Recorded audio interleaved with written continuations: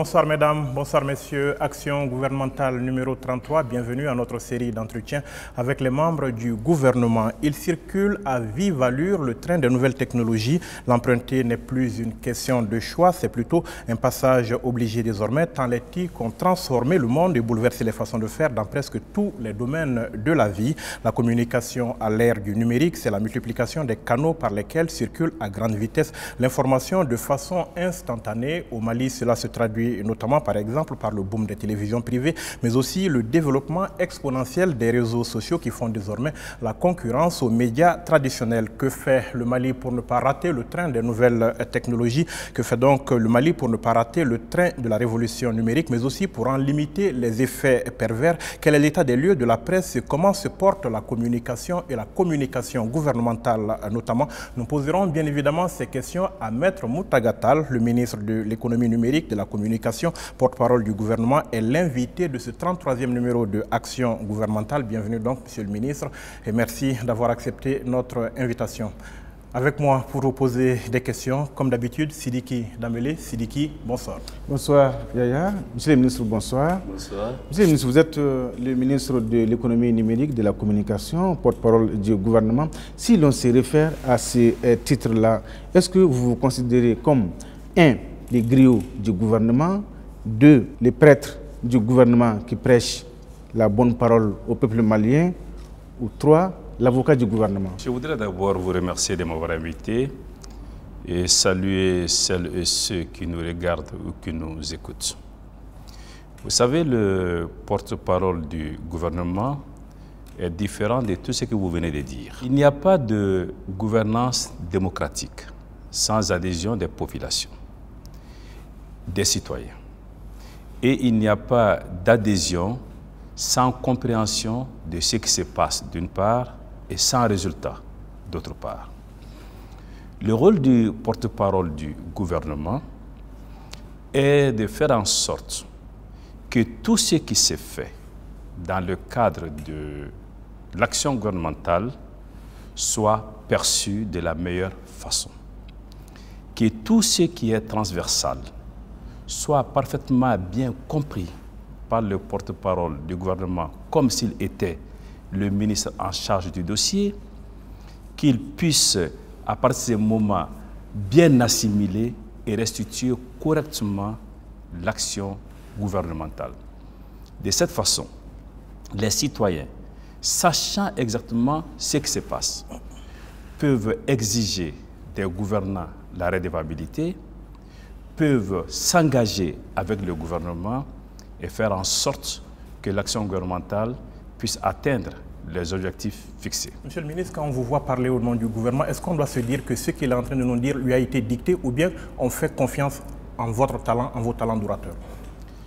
Vous savez, je l'ai dit, être porte-parole d'un gouvernement, c'est être capable d'assimiler tous les dossiers transversaux.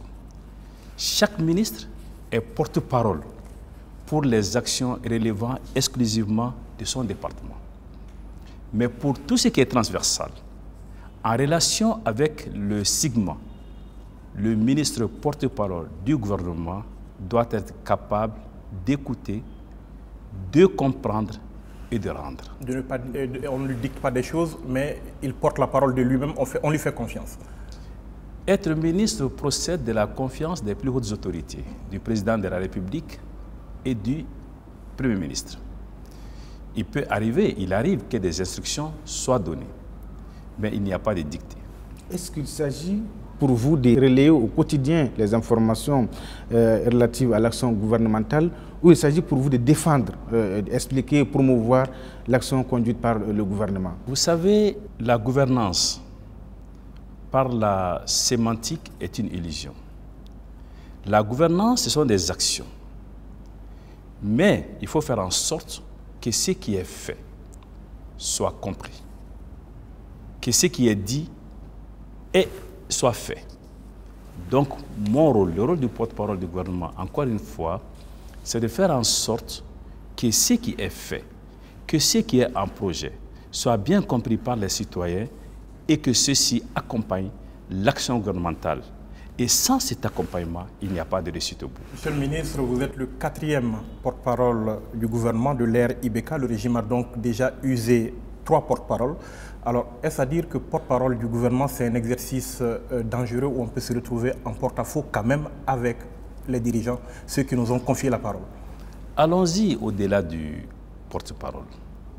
Il faut comprendre que la fonction ministérielle n'est pas un mandat avec un terme échu. Le ministre de la République, c'est qui, selon le chef de l'État et les chefs de gouvernement, en un instant T, leur semble être le mieux à même de conduire telle ou telle action.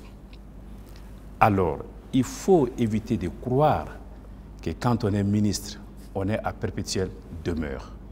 Les plus hautes autorités ont toujours l'attitude de revoir la composition du gouvernement, soit par des remaniements techniques, soit purement et simplement par le départ d'un gouvernement et l'arrivée d'un nouveau gouvernement, donc un remaniement ministériel. Porte-parole, on a l'impression, monsieur le ministre, que la communication du gouvernement est limitée à des communiqués de presse, à des réactions qui viennent souvent, comme les médecins après la mort, ou souvent c'est le silence total. Qu'est-ce qui explique généralement cela?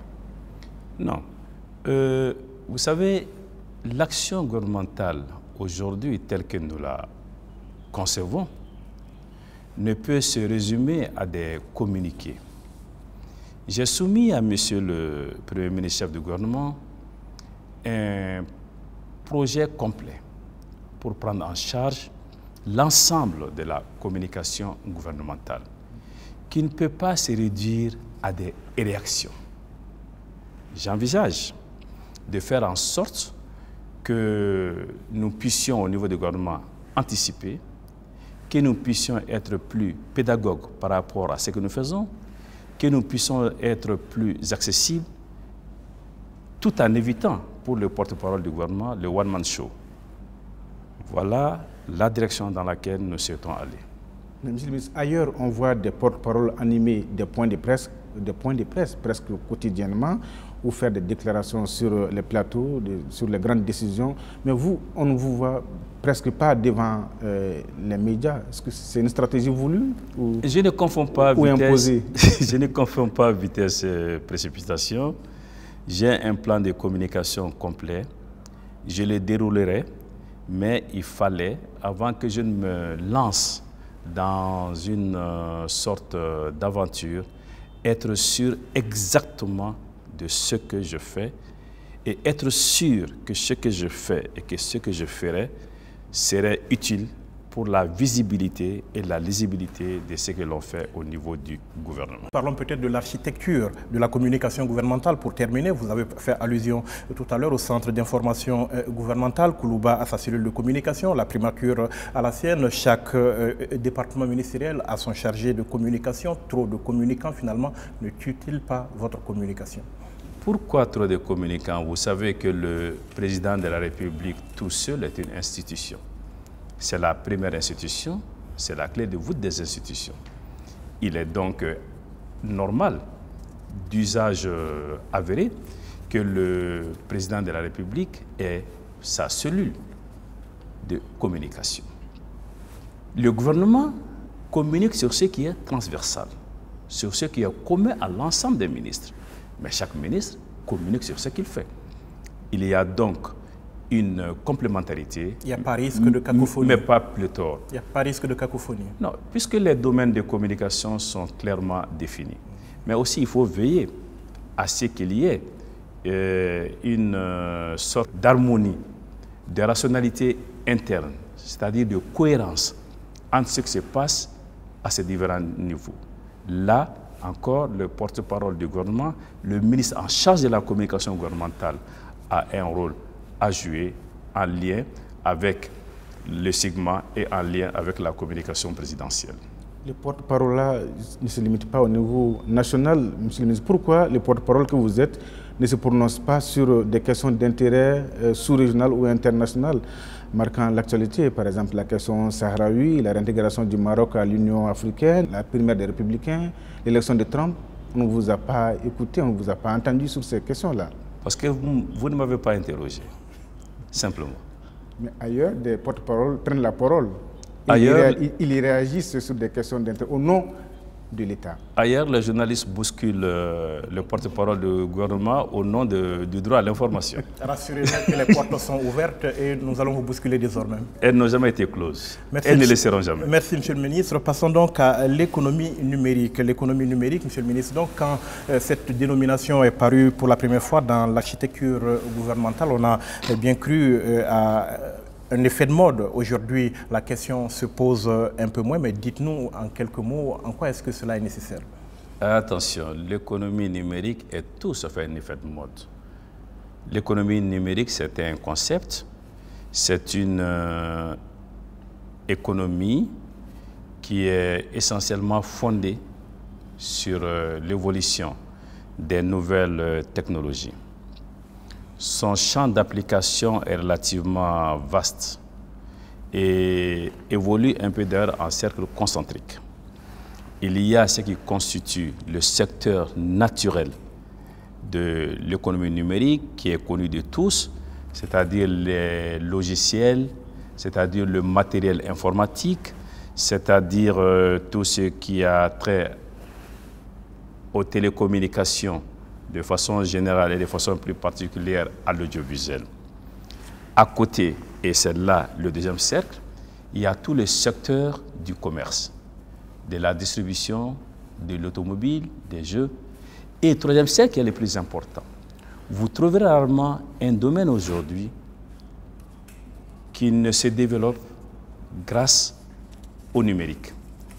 Prenez l'agriculture, l'élevage, l'éducation, la santé, les transports et n'importe quel autre domaine aujourd'hui et imaginez ces domaines sans le numérique.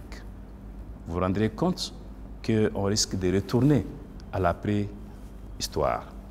Donc, c'est la plus-value des nouvelles technologies dans tous ces domaines qui constituent l'économie numérique. Vous comprendrez qu'il n'y a pas là, effectivement, un effet de mode parce que, un, ce secteur ne pourrait plus vivre sans le numérique. Deux, si nous regardons aujourd'hui notre économie, il y a à peu près un apport de l'ordre de 10% au produit intérieur brut. Pourquoi un département spécifique?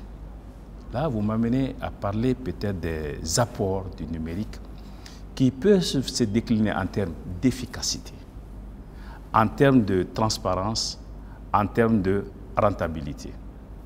Illustration, le fait aujourd'hui que notre administration dispose d'un réseau intranet où il y a plus de 100 services qui sont interconnectés permet d'atteindre une efficacité presque optimale. Si vous allez aujourd'hui au Trésor, les trésoriers payeurs pourraient vous dire voilà où j'en suis exactement. Comment peut-il le faire? Parce que derrière, il y a d'autres qui s'occupent d'un certain nombre de choses. Et le numérique a des applications concrètes très poussées. Nous disposons d'un data center qui permet aujourd'hui à toutes les autres administrations de ne pas se focaliser sur les questions de formation, sur les questions de stockage de leurs données, parce qu'il y a un service logistique qui est dédié à cela. Vous avez tout ce qu'il y a aujourd'hui comme communication par le téléphone portable. Vous imaginez-vous, vous-même aujourd'hui, sans téléphone portable, mais il y a d'autres applications que l'on voit, mais on ne s'en rend pas compte. Bamako, aujourd'hui, est sous vidéosurveillance. Ce qui peut se passer sur les grandes artères est connu, et du ministre de la Sécurité et au niveau du ministère de l'économie numérique. Vous voyez les policiers échanger par talkie pour fluidifier la circulation. Tout cela, c'est l'économie numérique. Et si je dois en parler, nous... Bien évidemment, Monsieur le Ministre. Et l'objectif, c'est quoi à court terme? Prenons l'horizon 2018. L'objectif, c'est quoi en matière d'économie numérique? Faire du Mali un citoyen connecté au monde? Vous savez, être connecté aujourd'hui n'est pas une option. Ne pas être connecté, c'est faire le choix de compter parmi les néo-analphabètes. Ne pas être connecté, c'est rater le tournant le plus fantastique, ou un des tournants les plus fantastiques de l'histoire de l'humanité. Donc nous avons pour mission de faire en sorte que les outils numériques soient développés au Mali et qu'il y ait l'accès le plus large possible, et ce, à tous les niveaux. À rendre le numérique accessible, à rendre le numérique possible pour chacun. Quand vous parlez comme ça d'économie numérique, est-ce que c'est en termes d'argent ou en termes de gain de temps? Les deux vont ensemble. Si vous pouvez parler avec votre partenaire, avec vos parents qui sont à Tombouctou ou à Kaye, sans avoir besoin de vous déplacer, vous aurez fait un gain de temps et vous aurez fait un gain d'argent extrêmement important. Donc le numérique prend en charge l'ensemble de ces questions. Vous prenez un étudiant, par exemple, qui fait des cours à distance, il y a des gains d'argent, il y a des gains de temps, parce qu'il n'aura plus besoin de se déplacer pour aller à la faculté et il n'aura plus besoin de payer le carburant pour sa moto ou de payer le prix de la course de taxi. Donc ces deux volets vont forcément ensemble. Okay. Parlant argent, le numérique c'est aussi, je vous ai parlé tout de suite de communication téléphonique. Comment faire pour réduire les coûts? Peut-être que nous en parlerons. Oui, il y a l'argent et le temps, ça va ensemble. Alors, Monsieur le ministre, des chercheurs anglais nous placent notre pays parmi un groupe de 28 pays subsahariens où le taux d'accès à Internet est très faible. Moins de 10% selon leurs études. Donc, quand on ajoute à cela les difficultés liées au coût du matériel, les conditions ne sont pas réunies aujourd'hui pour que le Malien soit un citoyen connecté.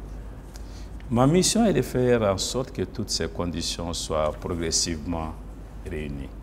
On ne peut pas dire, nulle part au monde, que nous sommes dans une connexion à 100%. J'ai récemment conduit une délégation nationale en Estonie, qui est peut-être le pays le plus connecté au monde, mais ne sont pas encore à 100% de connexion. Et nous travaillons progressivement, faire en sorte qu'avec des coûts abordables, avec une formation subséquente, on puisse avoir le taux de pénétration le plus fort possible en matière de connexion. Si je me réfère à ces chiffres, il y a 90% de la population malienne qui est donc en dehors de ce système de la révolution numérique. Qu'est-ce que vous faites aujourd'hui pour que ces 90% soient des citoyens connectés? Les chiffres vous engagent, ne m'engagent pas. Mais ce que nous faisons aujourd'hui, c'est de faire en sorte, encore une fois, qu'il y ait une infrastructure numérique acceptable. Le Mali, comme certains autres pays, comme le Burkina Faso et le Niger, font partie de ce qu'on appelle l'interland. L'interland, c'est-à-dire des pays qui n'ont pas une façade maritime. Et aujourd'hui, pour être connectés de façon satisfaisante, qualitativement, et à moindre coût, il faut être branché à la fibre qui vient généralement par la mer. Donc nous, pour être connectés, nous avons un coût de transit à payer. Nous avons une qualité un peu moindre que les pays de la façade maritime. Nous faisons en sorte qu'au niveau communautaire, notamment de la CEDEAO, que ces problèmes soient pris en charge et que par un mécanisme de solidarité, ces contraintes puissent être levées de façon à ce que nous puissions avoir les mêmes chances ici qu'ailleurs. Mais au-delà, il y a une politique volontariste du gouvernement qui se manifeste par plusieurs dizaines de milliards de nos francs aujourd'hui investis dans le développement de la fibre optique. C'est cette fibre qui permet d'avoir une bande passante assez large pour permettre toutes les applications dont nous parlons et qui peut permettre de réduire les coûts. Mais nous devrions aussi travailler avec les universités, au-delà même avec les écoles. L'AGETIC, qui a en charge ces questions, travaille pour faire en sorte que les communes du Mali soient connectées, que les écoles soient connectées, que les associations soient formées et connectées. Donc c'est ainsi que progressivement, nous pourrons amener à connecter toujours un nombre plus grand de Maliens. Mais il ne faut pas se faire d'illusions, cela ne se fait pas à 24 heures. Monsieur le ministre? Nous allons sûrement plutôt. Connecter les communes, les écoles, c'est bien beau, tout cela, monsieur le ministre, mais pour accéder à l'Internet aujourd'hui, la base, c'est l'énergie, c'est l'électrification. Dans les zones où il n'y a pas d'électricité, comment allez-vous parler de connexion Internet? Vous parlez peut-être d'électricité classique, mais de plus en plus, il y a l'électricité solaire, il y a les sources d'énergie. Il est clair que sans énergie, il n'y a pas d'Internet, mais il est aussi vrai que le gouvernement travaille à faire en sorte que tous les jours, un nombre plus grand de Maliens puissent bénéficier de la couverture électrique. Parlons du gouvernement, monsieur le ministre. Nous avez parlé tout à l'heure de l'AGETIC. Quand on voit nos ministres à l'heure du numérique avec de grosses piles de dossiers, j'ai dû constater que le ministre de l'économie numérique en avait en entrant dans cette salle. Alors, pourquoi nos ministres ne sont pas connectés et à quand votre conseil des ministres sans papier? Moi, j'observe que les journalistes ont plus de papier que le ministre de l'économie numérique. Le ministre de l'économie numérique a plus de moyens que les journalistes. On n'a pas les moyens de nous enseigner. D'accord. Nous travaillons à faire en sorte que les conseils de cabinet, d'abord autour du Premier ministre sans papier, soient une réalité à très brève échéance.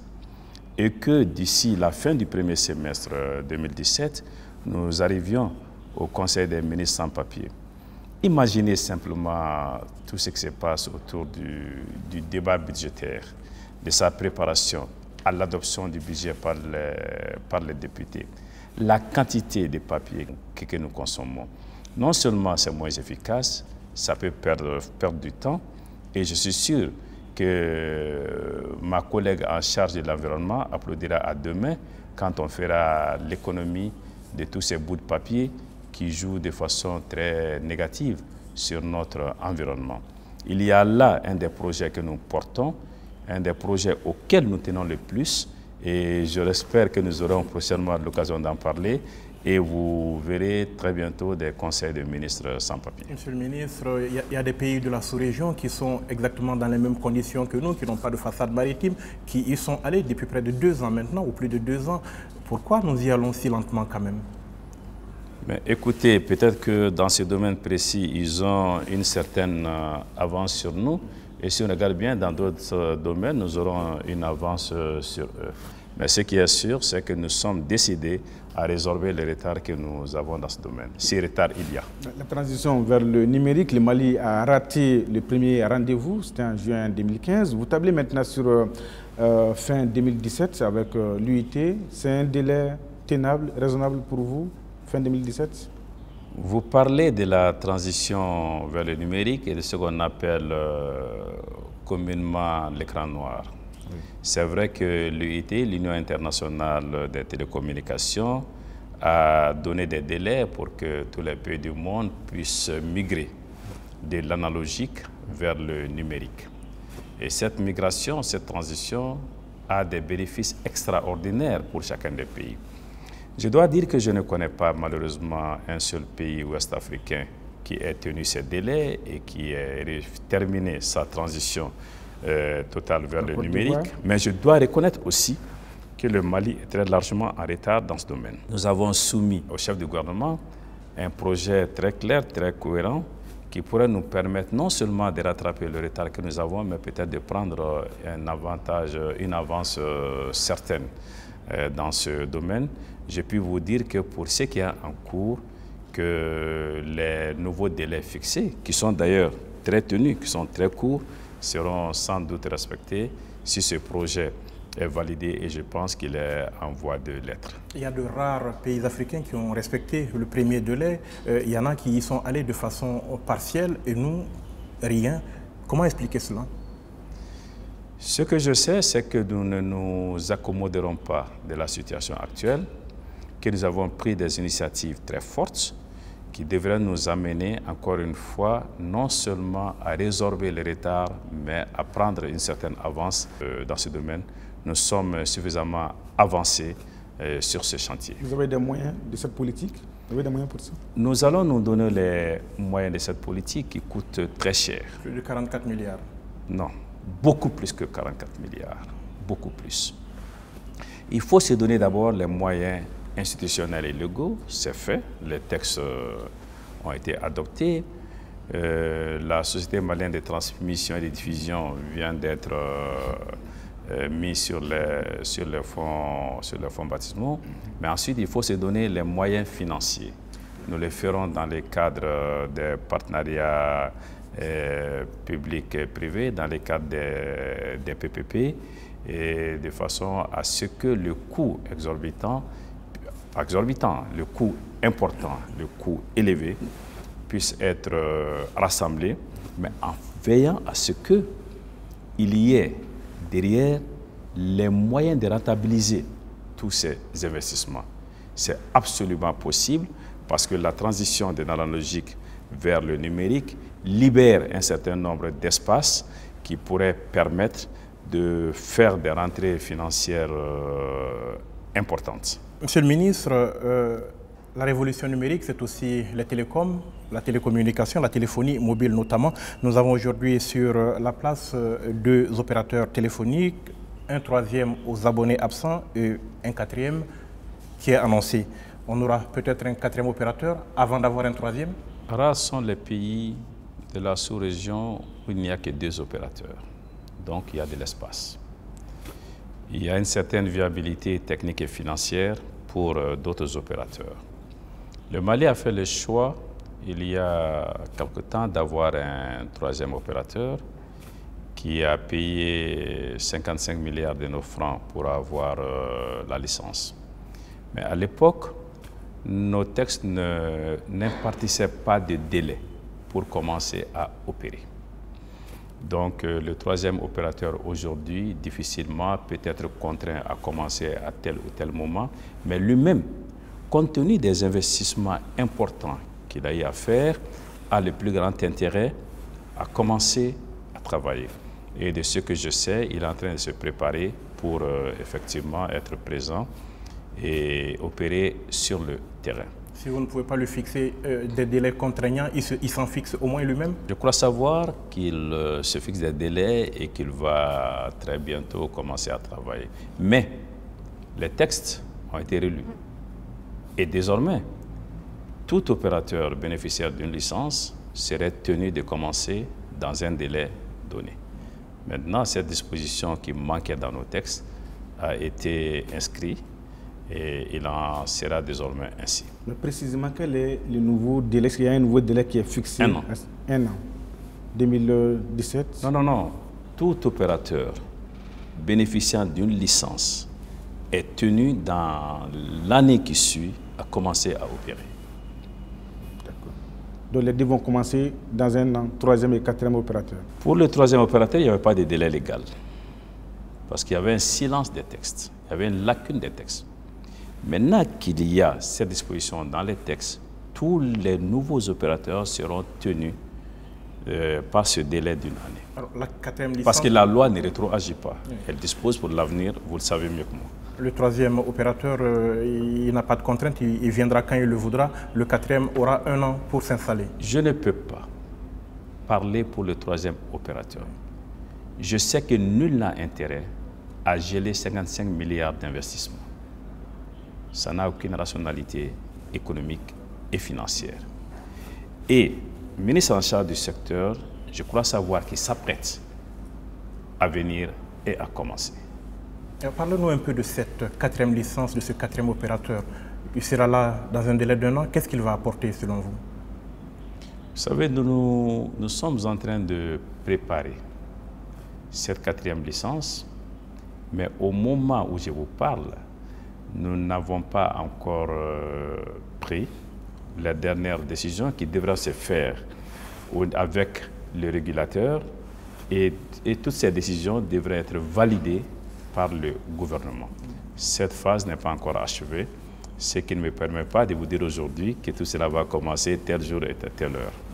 Alors parlons du coût des communications. Monsieur le ministre, les Maliens espèrent bien que l'arrivée du troisième, du quatrième opérateur permettra donc de réduire les coûts de communication au Mali. Quand les organisations de la société civile ont fait le calcul, ils sont arrivés à la conclusion que la communication, la connexion Internet et le transfert d'argent coûtent plus cher au Mali que partout ailleurs dans la sous-région. Qu'est-ce que vous pensez de cette situation? Il est clair que la concurrence joue sur les prix, sur les tarifs, et qu'avec l'arrivée peut-être des deux opérateurs prévus, il y aura une baisse sensible des coûts. Mais ce n'est pas le seul levier sur lequel nous devons agir. Nous considérons ces opérateurs de téléphonie comme des entreprises citoyennes et qui interviennent dans beaucoup de domaines dans notre pays. Il faudrait que ces opérateurs comprennent que leur intérêt, c'est de faire des chiffres d'affaires. Et plus c'est bas, plus il y a une forte tentation à téléphoner. La même réalité vaut surtout pour les tarifs de roaming. Quand vous quittez Bamako pour aller à Conakry, à Abidjan, à Dakar, vous êtes obligé d'éteindre votre téléphone et de le placer quelque part, tant les coûts de roaming sont élevés. Nous sommes en train de travailler pour faire en sorte que ces tarifs pour les roaming soient ramenés au niveau le plus bas ou qu'ils disparaissent dans le cadre au minimum de l'UEMOA et du G5. Et là, les principaux opérateurs, les principaux bénéficiaires seront les opérateurs eux-mêmes.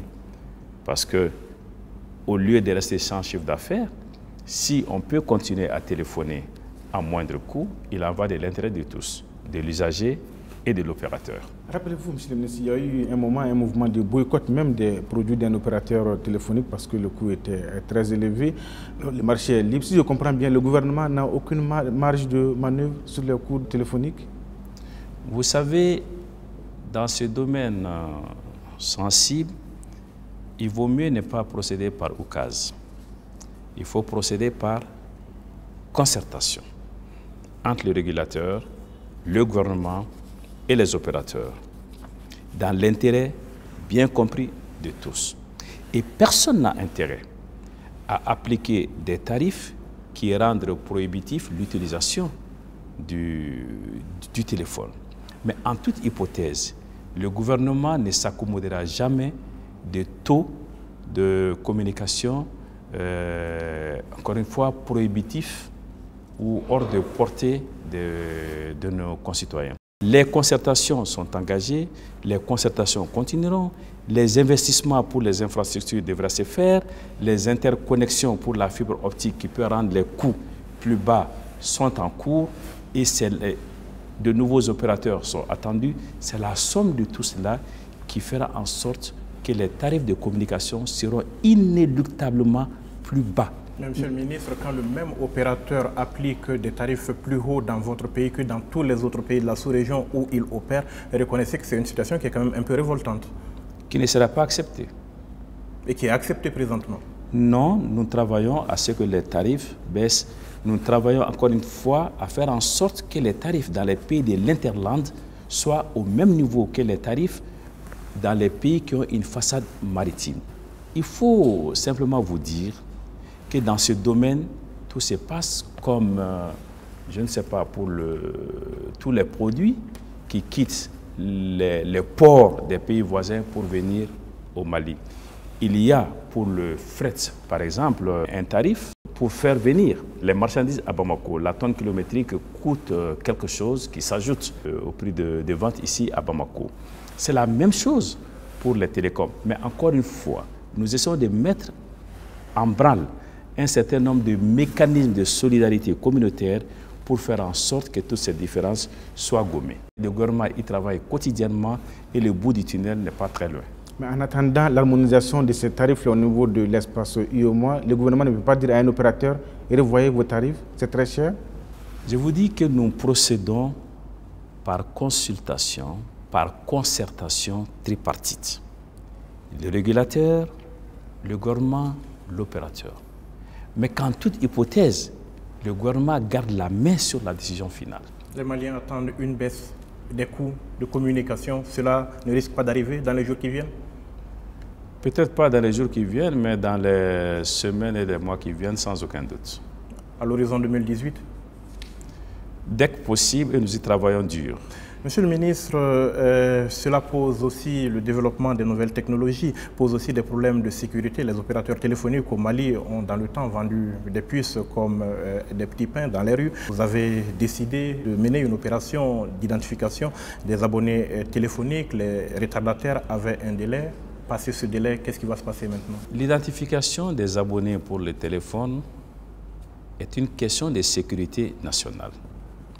On peut tout faire à partir d'une puce. Et si l'opérateur ne peut pas te dire qui est le propriétaire de la puce, jamais on ne pourrait identifier l'auteur d'un acte répréhensible, à plus forte raison empêcher que d'autres actes puissent se reproduire. Pourquoi le gouvernement a décidé de procéder à l'identification de tous les détenteurs de numéros de téléphone au Mali. La tâche est difficile. Nous avons donné des délais, puis nous avons prorogé ces délais. La dernière prorogation est pour le 10 décembre. Pourquoi? J'invite les retardataires, ceux qui ne l'ont pas encore fait, à le faire parce que malgré la bonne compréhension du gouvernement, il est impossible, dans le contexte sécuritaire qui est le nôtre, de proroger encore davantage. En clair, le 10 décembre, tous ceux qui ne se seront pas fait identifier n'auront plus de possibilité de communiquer avec les puces qu'ils détiennent aujourd'hui. Donc c'est un rappel important que je fais aujourd'hui et pour que chacun comprenne encore une fois qu'un nouveau report est absolument impossible et serait contraire d'ailleurs à nos engagements sous-régionaux. Quel bilan vous faites aujourd'hui de cette opération? Est-ce que vous pouvez la qualifier de succès? J'en ai récemment parlé avec les opérateurs qui m'ont dit qu'eux-mêmes n'ont plus besoin de report parce que le taux d'identification est très satisfaisant. Il se lève à combien? Parce qu'on voit chaque opérateur revendique des millions d'abonnés. Vous avez des chiffres? Je ne voudrais pas répéter mécaniquement des chiffres qu'on m'a donnés, mais dans les deux cas, selon eux, ils sont autour des 90% de taux d'identification ou au-delà de ces 90%. Monsieur le ministre, parlons des médias d'État, notamment parlons de l'ORTM. L'ORTM qui, dans le cadre de la transition vers le numérique, est concerné par un certain nombre de réformes, avec notamment la création de la société malienne de télédiffusion. Vous avez là-dessus un bras de fer avec le comité syndical de l'ORTM.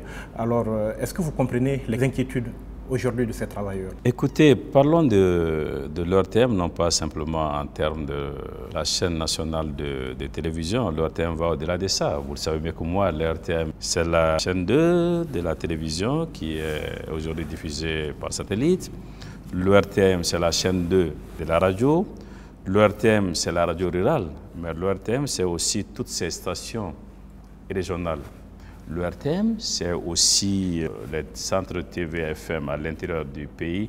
L'ORTM, c'est enfin les centres émetteurs de Kati et du Point G. Il est vrai que la création de la Société malienne de transmission et de diffusion, qui était issue de l'ORTM, a posé quelques difficultés. Mais aujourd'hui, sur la base d'un projet managérial proposé par le nouveau directeur général, et sur la base d'une lettre de mission très claire qui lui a été adressée, nous essayons de prendre à bras le corps l'ensemble des problèmes de l'ORTM pour faire en sorte, et c'est l'objectif, que les Maliens reviennent vers ce qui leur appartient. Dans ce cadre, beaucoup d'efforts ont été faits. Il y avait près d'une cinquantaine de stations régionales qui étaient à l'arrêt et qui aujourd'hui ont redémarré. Poser la question à nos concitoyens de Bougouni, de Nara ou d'ailleurs, ils sont tout heureux aujourd'hui d'avoir leur radio. Mais rien de ce que nous envisageons à l'ORTM ne peut se faire sans un climat social apaisé. Il y a eu, vous l'avez rappelé, des conflits sociaux assez durs. Et j'ai moi-même reçu le comité syndical il y a moins de 2 semaines pour que nous passions en revue les engagements et les niveaux de leur mise en œuvre. Il y a encore beaucoup de travail, mais il n'y a pas de conflit ouvert. Et c'est dans ce cadre que des choses sont en cours, certaines réalisées, d'autres en cours de réalisation.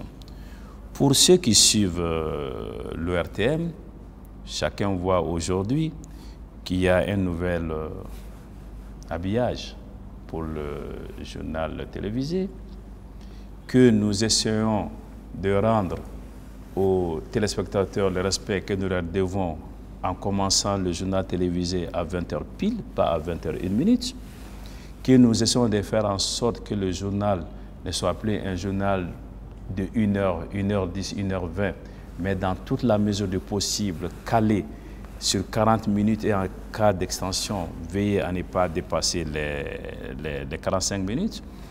Mais il y a d'autres choses qui sont en cours.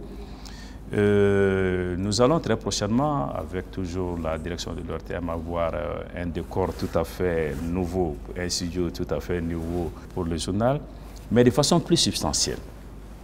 Il faut faire en sorte que l'ORTM et l'AMAP soient les principales sources d'informations sur le Mali. Nous devons travailler à faire en sorte que s'il y a un événement sur le Mali, l'ORTM, l'AMAP, soient les sources d'informations premières et les plus sûres. Que nos compatriotes n'aillent pas chercher ces informations sur d'autres chaînes ou sur d'autres agences internationales. L'ORTM ne joue pas aujourd'hui ce rôle? L'ORTM tend de plus en plus à le faire. Nous avons reçu beaucoup de critiques et l'ORTM elle-même est d'accord sur le fait qu'il y a des efforts à faire dans ce domaine qui ont commencé. Vous voyez les écrits que nous commençons à faire, les bandes défilantes quand il y a des événements. On n'est plus obligé d'attendre le 13h ou le 20h pour parler de ce qui concerne le Mali. Mais il y a aussi une très forte demande de débats contradictoires sur l'ORTM, des débats de société, des débats politiques. Je pense que très prochainement, ces débats vont avoir lieu de façon à ce que les citoyens soient mieux informés. Tout cela se fera dans le cadre d'une nouvelle grille en préparation et dans le cadre, cela est important, du renforcement du rôle et de la place des langues nationales dans ce que fait l'ORTM. Vous l'avez dit, Monsieur le ministre, les Maliens se plaignent de l'ORTM, l'opposition aussi, qui n'est pas du tout contente de son traitement sur les internationales. Donc, alors, est-ce que c'est vous qui donnez des instructions par rapport au traitement de l'opposition sur la télévision, sur la radio nationale? Rappelez-vous que le ministère dont j'ai la charge aujourd'hui s'appelait il n'y a pas bien longtemps ministère de l'économie numérique, de l'information et de la communication. Le président de la République a souhaité que le mot information saute parce que nous ne sommes plus au temps de l'information et de la censure. En clair, l'ORTM, comme l'AMAP, ne constitue pas des médias d'État ou ne constitue plus des médias d'État, mais des médias publics. Cela signifie quoi? Que ces médias n'appartiennent pas au gouvernement, appartiennent au Mali et que les journalistes qui y sont invités à faire preuve de professionnalisme, à faire preuve de responsabilité. Lorsque l'opposition s'est plainte, moi, pour dire nous sommes maltraités, nous sommes victimes de la censure, je leur ai dit, ensemble, faisons en sorte que l'ORTM soit ce que nous voulons tous qu'elle soit. Venez me dire, cas par cas, de quoi vous vous plaignez. Je rentrerai en discussion avec la direction, avec les journalistes, pour faire en sorte que le traitement de l'information soit la plus équilibrée possible. Parce que là, il en va de l'intérêt de l'ORTM qui gagnerait plus en crédibilité. J'ai reçu les émissaires de l'opposition, ils se sont engagés à m'envoyer un dossier complet que j'attends depuis 3 mois. Mais, monsieur le ministre, quand le chef de file de l'opposition lui-même dit au président de la République, monsieur le président, libérez l'ORTM, est-ce que vous ne vous sentez pas indexé, vous, en tant que ministre de la Communication? C'est pour ça que je lui ai demandé de me donner des éléments précis qui me permettraient d'engager la discussion avec les journalistes et la direction de l'ORTM pour que l'ORTM, si besoin, soit libre. J'attends son dossier. Vous regardez l'ORTM, monsieur le ministre? C'est un plaisir et un devoir pour moi de suivre l'ORTM. Vous le suivez par devoir? J'ai très clairement dit que c'est un devoir et un plaisir pour moi de suivre l'ORTM. Il se dit que beaucoup de ministres ne suivent pas l'ORTM. Je doute que ceux qui le disent soient dans les secrets de ce que font et ne font pas les ministres. Comment appréciez-vous les produits finaux, les produits de l'ORTM? J'ai clairement indiqué aujourd'hui que l'objectif est de faire en sorte que les Maliens reviennent et retrouvent ce qui leur appartient. Que l'ORTM doit faire un effort pour que les Maliens reviennent et que les Maliens doivent faire un effort pour revenir à l'ORTM. Cela veut dire qu'il faut une grille, qu'il faut prendre en compte toutes les préoccupations exprimées, qu'il faut prendre en charge toutes les critiques formulées et faire en sorte que la chaîne nationale soit vraiment nationale. Monsieur le ministre, la tour de l'ORTM, la première pierre qui a été posée, je crois, en 2010, a même disparu. C'est pour vous dire que les chantiers n'existent que de nom maintenant. C'est un projet qui est tombé à l'eau? Je vous ai parlé de ce dossier de la transition vers le numérique qui ne peut être réalité si l'ORTM reste dans ses locaux. Ces locaux sont en constante réflexion et réaménagement. Et je pense qu'il y a des efforts aujourd'hui qui sont en cours pour que pour les prochains hivernages, vous ne soyez pas obligés de prendre une pirogue entre la porte de l'ORTM et les studios. Mais au-delà, il faudrait faire en sorte que cette tour soit une réalité. Non pas par plaisir, mais parce qu'aujourd'hui, on ne peut pas faire le numérique là où vous êtes. Tel que nous ambitionnons de le faire, en tout cas, cette transition vers le numérique. Donc le dossier de la transition qui est en cours et qui est aujourd'hui en discussion avancée inclut la tour de l'ORTM. Mais au-delà de ces aspects, il y en a d'autres. Hein. Quand j'ai visité l'ORTM après ma prise de fonction, j'ai été très fortement frappé par l'état dans lequel se trouvent aujourd'hui les archives de l'ORTM. Il y a des efforts pour la numérisation. Mais si nous ne les faisons pas vite et bien, le Mali va perdre sa mémoire. Il y a une bonne partie aujourd'hui en péril avancé, mais nous avons décidé de prendre aussi ce dossier à bras le corps. D'autres chantiers sont envisagés. Il y a de nouvelles régions. Il faut donc qu'il y ait des stations régionales à Menaka et à Taoudéni. Il y a des stations qui ont été détruites par qui l'on sait. On ne peut pas laisser ces stations dans ces conditions parce que l'ORTM, à travers la radio, à travers la télé, c'est aussi un lien ombilical pour l'ensemble des Maliens. Monsieur le ministre, mais vous savez quand même qu'à l'ORTM, on manque de tout. Il n'y a pas assez de caméras, seulement une dizaine, pas assez de véhicules de reportage, pas assez de personnel formé, qualifié. Comment voulez-vous que l'ORTM soit performant dans ces conditions? L'ORTM n'a pas tout ce dont elle a besoin. L'ORTM dispose du minimum pour faire face à cette mission. Il faudrait que nous fassions en sorte que chacun d'entre vous, que chacun d'entre nous fasse preuve d'engagement, de persévérance, de patience, mais que le gouvernement aussi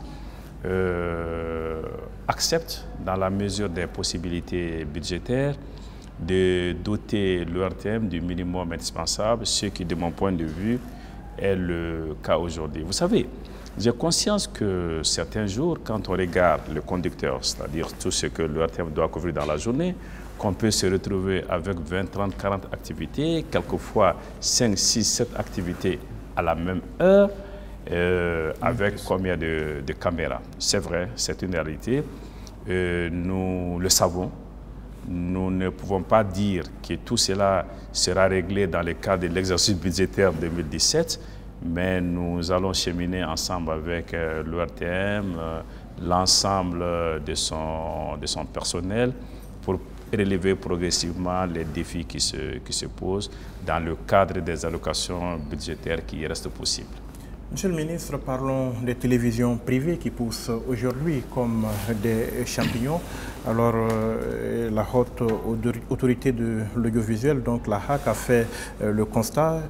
Il y en a beaucoup qui sont installés aujourd'hui sans autorisation aucune, qui ne sont donc pas dans les règles. Est-ce qu'on va attendre qu'on soit dans le même schéma que pour les radios avant de réagir? Vous savez que la haute autorité de la communication, la HAC, est devenue une autorité indépendante et je m'impose l'obligation de respecter son indépendance, de respecter ses prérogatives et de vous inviter à approcher la HAC pour avoir réponse à cette question. Mais est-ce que la question suscite de l'inquiétude quand même chez le ministre de la Communication que vous êtes? Quand on voit par exemple le nombre de téléconfessionnels aujourd'hui qui voient le jour, on sait que la religion c'est un domaine sensible. Vous savez que je n'ai pas peur de la religion. Il ne s'agit pas d'avoir peur. Non. En vérité, il faut que chacun dans le domaine qui est le sien se conforme à la loi. Il faut que chacun respecte la loi. Mais le respect de la loi relève aujourd'hui de la haute autorité de la communication et je voudrais lui laisser la plénitude de ses prérogatives et attributions. Cette pluralité des télés privées, des radios privées, de presse écrite, est-ce que pour vous, c'est une chance, c'est une opportunité ou c'est un danger pour la jeune démocratie malienne? Vous savez, les espaces de liberté, les espaces de communication, par principe, ne sont pas des dangers. Le non-respect des textes de la loi, quel que soit le domaine, est un danger. Donc, il faut faire en sorte que dans la liberté d'expression, l'on soit en tout moment conforme avec la législation en vigueur. Sans cela, c'est l'anarchie. Vous écoutez certaines de ces radios privées ou ça ne vous dérange pas d'écouter ces émissions-là qui foulent aux pieds les règles déontologiques? Je laisse à la haute autorité de la communication la plénitude de ses attributions pour gérer ces aspects qui ne relèvent plus de mon département. La qualité dans les médias maliens ne vous préoccupe pas? Bien évidemment. Pour ce qui me concerne, je fais ce que je dois faire en tant que ministre en charge, mais je m'interdis d'empiéter sur les prérogatives d'une autorité indépendante. Vous apportez une aide à ces médias? Oui. Ces médias bénéficient d'une aide annuelle. Elles ont souhaité que cette aide soit portée au minimum au niveau qui était la sienne avant les malheureux événements de 2012. Cette demande a été formulée auprès de M. le Président de la République qui s'y est engagé. J'ai le plaisir de dire aujourd'hui que l'engagement est tenu et que le montant demandé a été mis à la disposition de la maison de presse, de la presse pour la presse.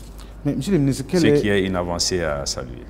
Justement, quel est l'esprit de cette aide à la presse? Là, si je pose la question, c'est parce que dans les rédactions, les journalistes généralement disent que l'argent va directement dans les poches des patrons de la presse et non dans les besoins des rédactions. Vous dites quoi? Ce n'est pas votre affaire? J'ai demandé que les règles anciennes que j'ai trouvées restent d'application cette année, mais j'ai demandé à mes services de dire très clairement à la maison de la presse que l'année prochaine, les critères d'attribution seront rigoureusement respectés. Cette aide n'est pas destinée à telle ou telle personne et cette aide ne sera possible que pour les organes qui en remplissent les critères. Et cela va nous permettre de sortir de tous les abus et dérives s'il y en a et de faire en sorte que la destination de l'aide ne soit pas dévoyée. La liberté de la presse, monsieur le ministre, le Mali classé en 2016 122e sur 180 nations par Reporters sans frontières. En 2015, le classement était, on était donc le 118e. Ça fait 4 points de moins. Apparemment, la situation selon leur jugement, va de mal en pire. Est-ce que le ministre de la Communication que vous êtes est satisfait de cela? Depuis plus d'une décennie, je suis un lecteur assidu, attentif à ce rapport de Reporters sans frontières. J'observe avec vous qu'il y a un recul sur la place du Mali, mais j'observe aussi, en rentrant dans les détails, qu'aucun fait n'est imputable au gouvernement. Tout est imputable au contexte sécuritaire. Lorsque, dans une ville comme Tombouctou, un journaliste est agressé, quelquefois même tué par des narcoterroristes, cela est mis, selon les critères de RSF, au passif du Mali. Il faut travailler à ce que la sécurité revienne, ce qui est l'objet de l'accord de paix, ce qui est la raison d'être du ministère de la Réconciliation nationale, ce qui va se faire dans le cadre de la conférence d'entente nationale, mais il n'y a pas de fait imputable au gouvernement. Et cela n'est pas un détail.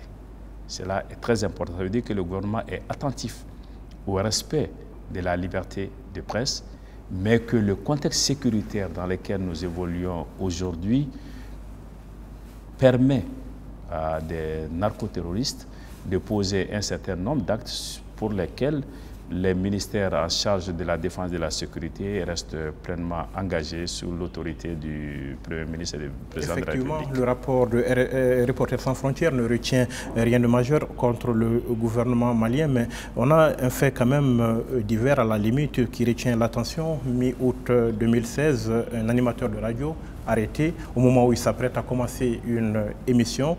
Est-ce que le gouvernement a décidé de faire taire quelqu'un qui dérange? Alors, vous comprendrez que je ne puisse évoquer un sujet qui est pendant devant la justice. Tout me l'interdit. Et puisque je viens d'inviter les organes de presse à respecter les textes, je dois en faire pour moi-même un impératif. Maître Tall, avocat, grand défenseur de la presse, s'est beaucoup battu pour la dépénalisation du délit de presse en son temps. Et bingo, Maître Tall, ministre de la Communication, ça veut dire que le combat est déjà gagné d'avance. Parlons de la dépénalisation des délits de presse qui n'est en rien l'impunité pour les journalistes. Les journalistes resteront soumis à des textes et à une déontologie. Par contre, un journaliste n'a rien à faire en prison, si ce n'est de l'aider à acquérir une célébrité, quelquefois, qui n'est même pas méritée.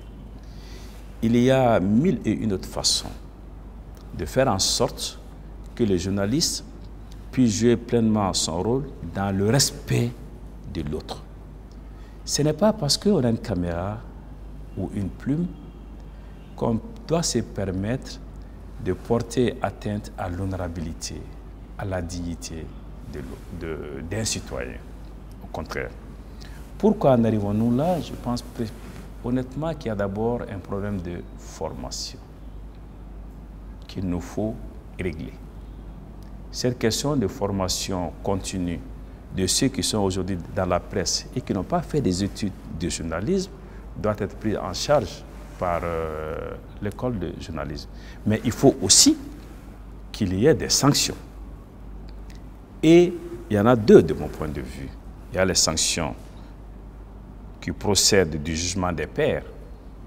Quand les journalistes, quand vos pairs disent « vous ne devez pas être avec nous, vous êtes une brebis galeuse, sortez de nos rangs », ça c'est pire que la prison. Mais il faudrait en ce moment que les journalistes assument cette responsabilité. Mais il y a aussi les sanctions pécuniaires. Vous portez atteinte à mon honorabilité, je vous amène devant la justice qui va vous condamner à payer. Non pas parce que j'ai besoin d'argent, je peux demander que cet argent soit reversé à Action Grecque. Mais si vous savez qu'on va vous taper dans le portefeuille, vous ferez un peu plus attention et vous serez plus professionnel. Mais en toute hypothèse, j'ai trouvé sur mon bureau en arrivant un dossier qui portait sur la dépénalisation des délits de presse. J'en ai fait une priorité. Ce dossier sera soumis très prochainement en Conseil des ministres. Il a été un peu retardé parce qu'il devait inclure les aspects liés à la presse en ligne Un atelier vient d'être tenu à cet égard et il n'y a plus d'obstacle majeur à ce que le dossier soit soumis. Mais vous comprendrez, comme moi, que ce dossier soit sensible et qu'il faudrait qu'il y ait des débats pour arriver à l'adoption.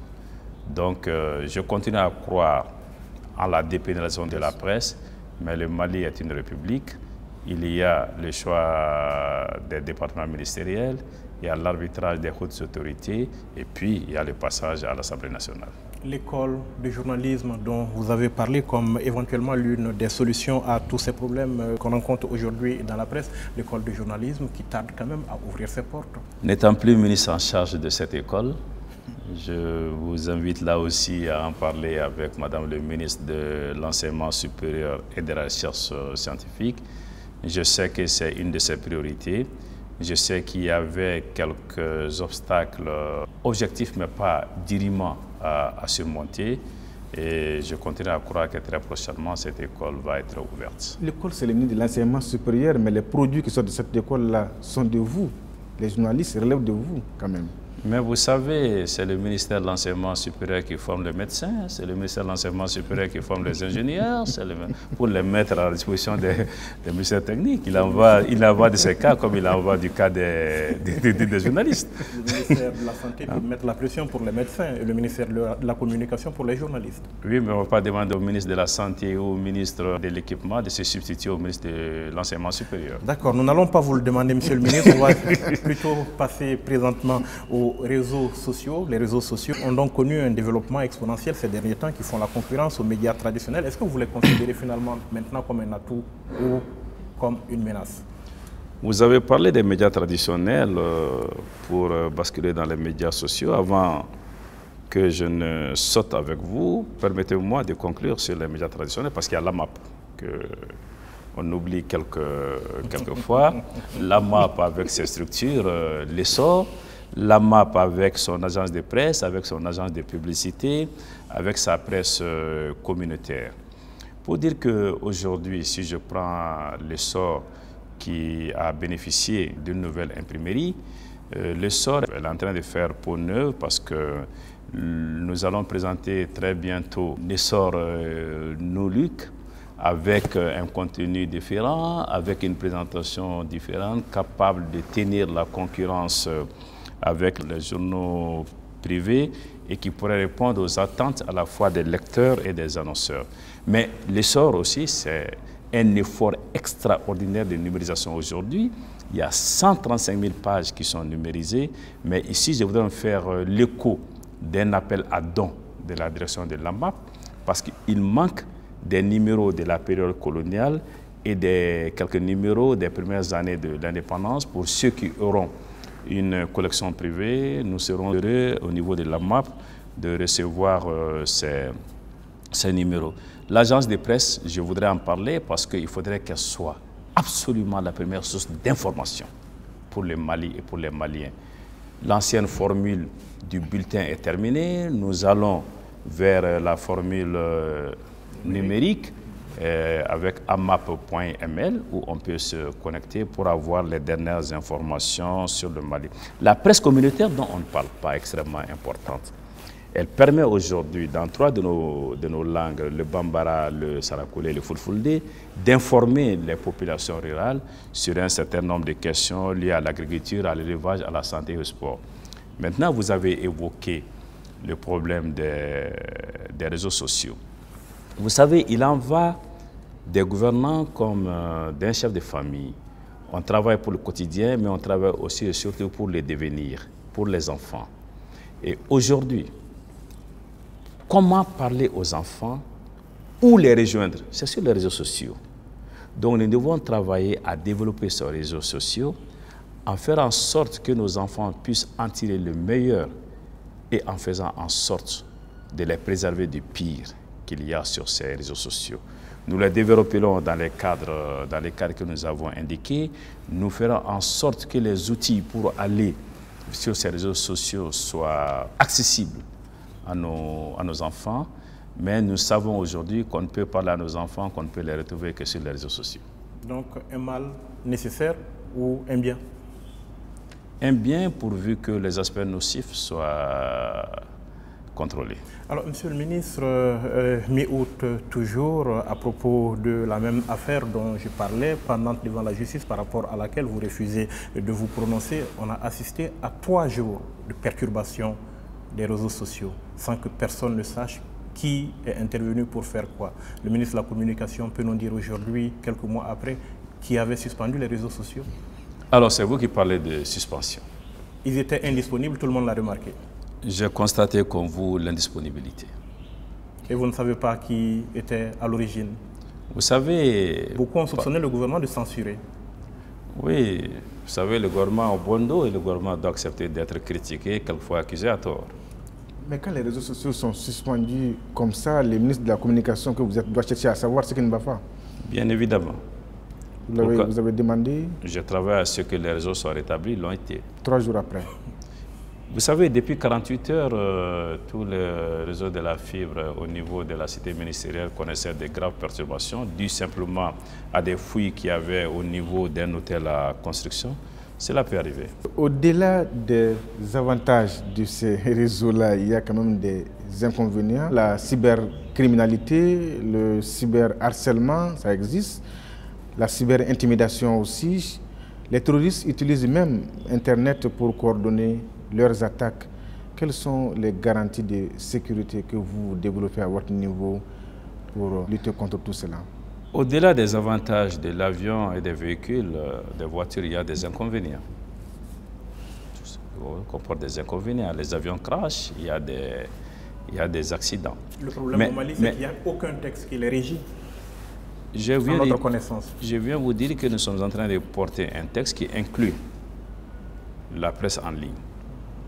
Donc, la législation est en cours, est dans les circuits d'adoption. Nous ferons en sorte qu'il n'y ait pas d'entrave à la liberté qui sous-tend tout ce qui se passe aujourd'hui sur Internet. Mais nous ferons aussi en sorte de minimiser les abus et s'ils ont lieu, de les sanctionner. C'est par ces moyens que nous pouvons avancer, que nul ne croit qu'il peut arrêter Internet. Mais que nul se dise aussi que parce que c'est Internet, je ne suis soumis à aucune restriction d'ordre légal. Et c'est cet équilibre qu'il nous faut maintenir. Monsieur le ministre, la Poste, victime collatérale certainement de l'évolution technologique, la Poste qui est aujourd'hui à l'agonie, pourquoi faut-il à tout prix maintenir la Poste en vie? Dans ce contexte, on a l'impression que c'est un outil qui est dépassé. Parce que la Poste est irremplaçable. La Poste à papa, c'est fini. Vous ne trouverez plus un écrivain public qui va vous faire une lettre que vous allez affranchir pour envoyer à telle ou telle personne. Internet a pris le relais. Le développement des nouvelles technologies a porté un coup très dur à toutes les postes à travers le monde. Mais chaque fois que les nouvelles technologies portent un coup, elles offrent en même temps des opportunités. Et il y a aujourd'hui des opportunités parce que la poste de nos enfants peut naître, croître, grandir sur les cendres de la poste à papa.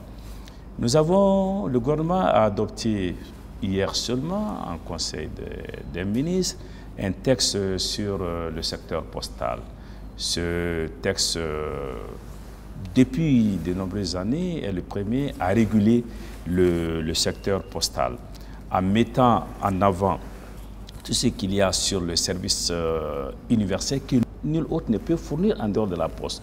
Vous amenez votre colis à n'importe quel autre opérateur du secteur, il va vous dire, je ne peux pas l'amener, disons, à ton cas. La poste est obligée de l'amener et l'amener au même prix qu'un colis, un pli qu'il déposerait à Kati. Cela a un coût. Il faudrait faire en sorte que ce service universel puisse demeurer perpétuellement.